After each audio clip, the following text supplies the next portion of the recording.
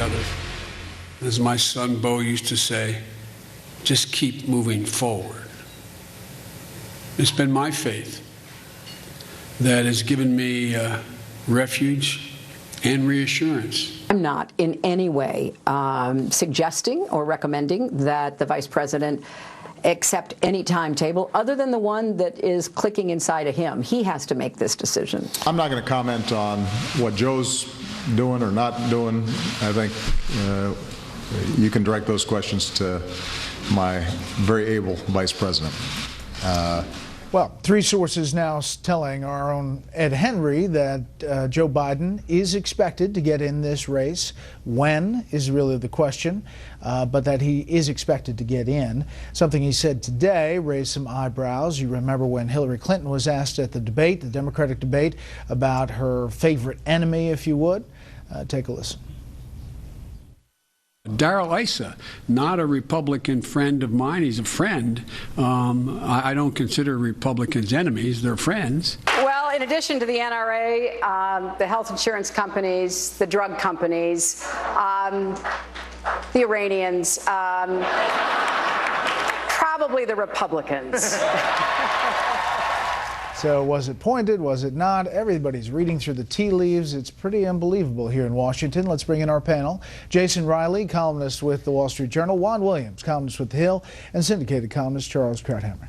Jason, the most comment I get on Twitter and Facebook and email is, make a decision already. Would you please?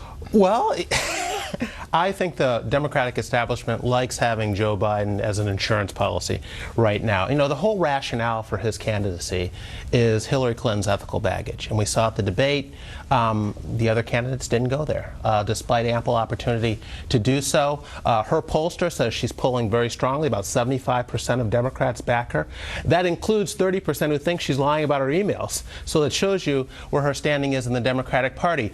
His rationale for running is that she has too much ethical baggage to win, but right now she seems to be doing okay. And so I think that, is why he's biding his time here. Juan. Well, I must say, I think Ed Henry's right. The talk around town is it looks like he's going to do something.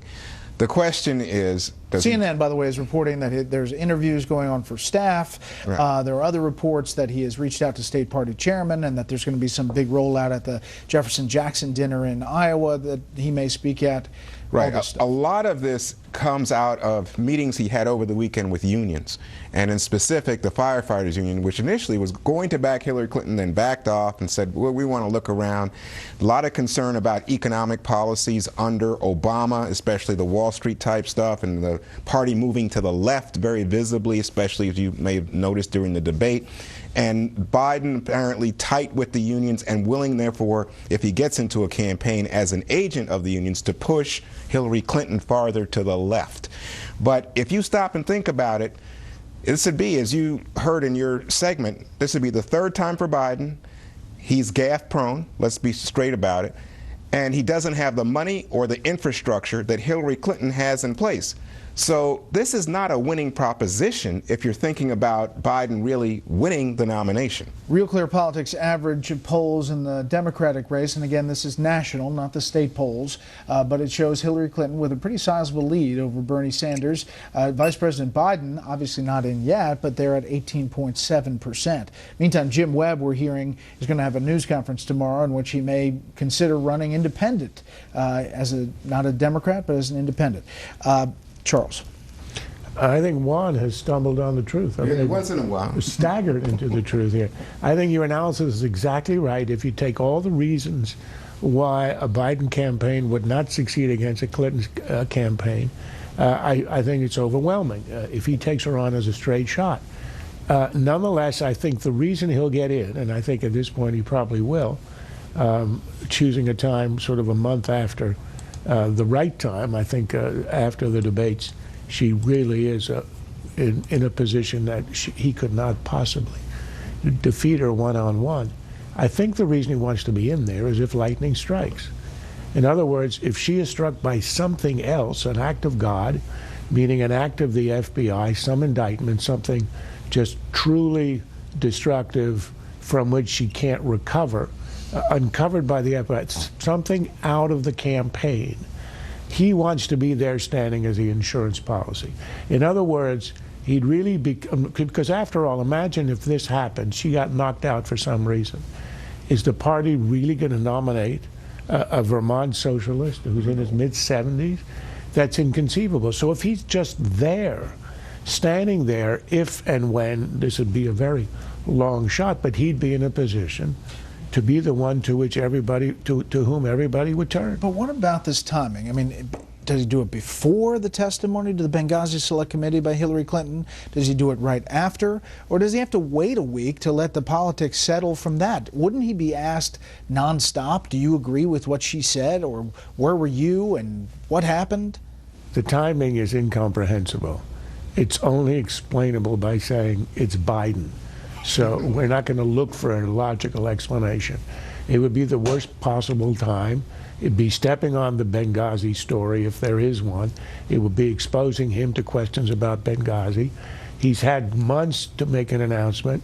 He's now here. At this point, he might as well wait a few days until it blows over and he can see where he is. But nonetheless, he has his own internal clock.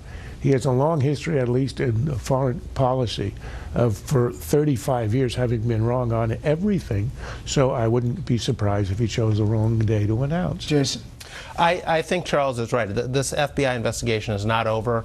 You know, the laugh line at the debate about everyone being sick of the emails, as Jake Tapper pointed out yesterday, that does not include the FBI, who is not sick of talking about the emails or pursuing this. So things could still happen. This story is not going away. And so I think, you know, right now Joe Biden is the guy behind the glass. You know, break me in case of an emergency. Mm-hmm. And as it sets up, this Benghazi hearing, while there will be some interest, some of the fireworks perhaps taken out by the politics going in?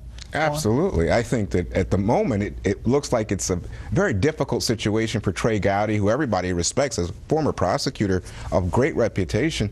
But right now it's so political because of mistakes by his own team, Kevin McCarthy and others, that he's in a position where even over the weekend trying to say, well, you know, there was some information in her emails, the name of a CIA source. Then the CIA says, well, we didn't take that name out. We didn't think it was classified. Oh, no, he says it was still sensitive. Somebody redacted it.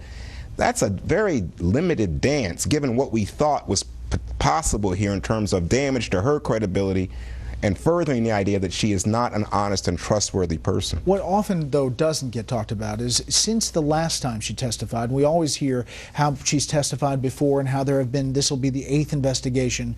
The last time she testified, nobody knew about a private server or hundreds of emails about Libya and Benghazi. So whether there's something in there to question about, we don't know. But what we do know is that there's new information even just 4 weeks ago. And that's the point. The Democratic defense to say there have been 7 investigations and they've all absolved her. Yes, 7 investigations with no information because it was all stonewalled, all withheld, not told. I mean, none of the emails were exposed. She was not interviewed by her own review board that she appointed.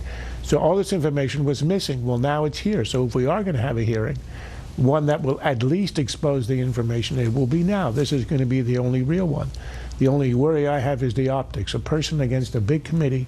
You remember Ollie North, just the visual of that. You know, it looks like a hanging jury up there and the one person standing up against them, especially if it's a woman, I think is a lousy optic. Trey Gowdy is going to have to be very careful how he handles this. Not only that, but it's Republican and then Democrat, and it just goes back and forth, and that is advantageous often to a witness. And as shown in the Planned Parenthood hearing, the Republicans are not very good at doing an investigation where all the cards are in their hands. Next up, the Republicans running for president, a new poll, and talk about 9/11.